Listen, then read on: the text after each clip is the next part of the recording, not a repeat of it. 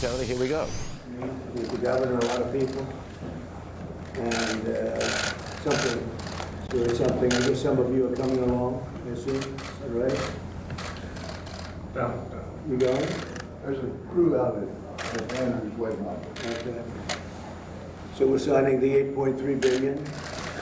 I asked for 2.5, and I got 8.3, and I'll take it.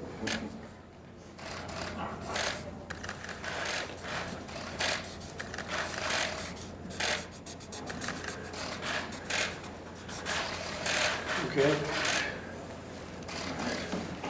So here we are, 8.3 billion.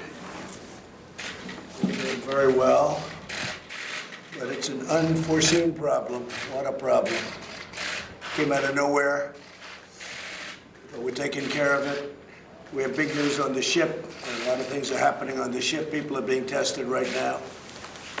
And I just spoke to the governor of California, Gavin Newsom. We had a good conversation. We're both working on the ship together. It's close to 5,000 people, so it's a big ship. We're doing testing on those people. Okay? Could I have those other papers I'm going to sign, please?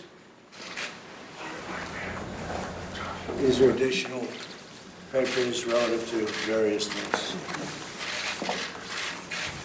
Okay, this is it. Okay,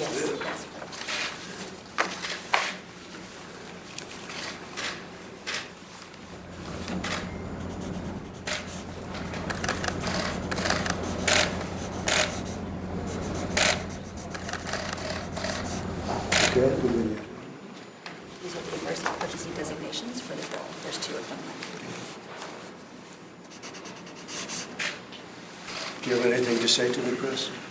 I just want to make it clear that in terms of tests, we have provided all the tests to the state of Washington and the state of California that they've asked for. The production and shipping of tests that we've talked about all week is completely on schedule. All of the CDC tests, the tests that are available to test up to 75,000 people, CDC has shipped to America's public health labs. Those are out. Then IDT, the private contractor working with CDC to ship to the private sector and hospitals, has already shipped enough tests for 700,000 tests. And the remaining lots are arriving at CDC this morning for quality control and should get out as we forecast this weekend. And then next week, we'll keep ramping up production. So as many as 4 million tests next week are going to be driving forward. So everything is on schedule for the testing. Mr. President, why aren't you going to CDC today? So he's actually sent me. I'm going to go down. You could tell that. Yep. We may go. There was, they thought there was a problem at CDC with somebody that had the virus.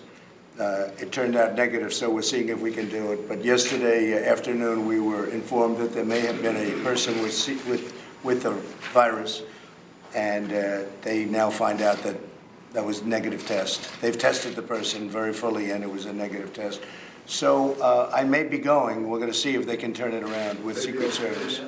You know, we may be going. Here, Steve, this is for you, after covering me so well, so long. How big a hit to the economy? It's the first time I've ever done that to a reporter. How big a hit to the economy are you expecting? Well, job numbers just came out, and they're incredible. The job numbers were tremendous, and we picked up close to 80,000 new jobs from last report. And if you add that up, it's over 350,000 jobs. Job numbers just came out a little while ago, and they were shocking to the people that were analyzing them.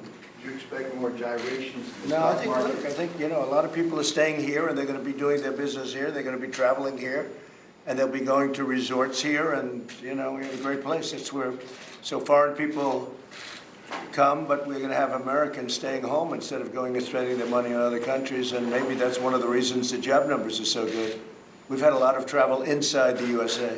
Do you think that Congress or your administration needs to take more action to diminish the risk of recession?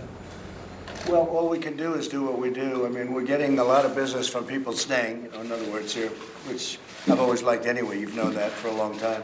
But people are staying here and spending their money here as opposed to going to Europe and other places. Now, that'll change when this goes away, and hopefully that'll be sooner rather than later.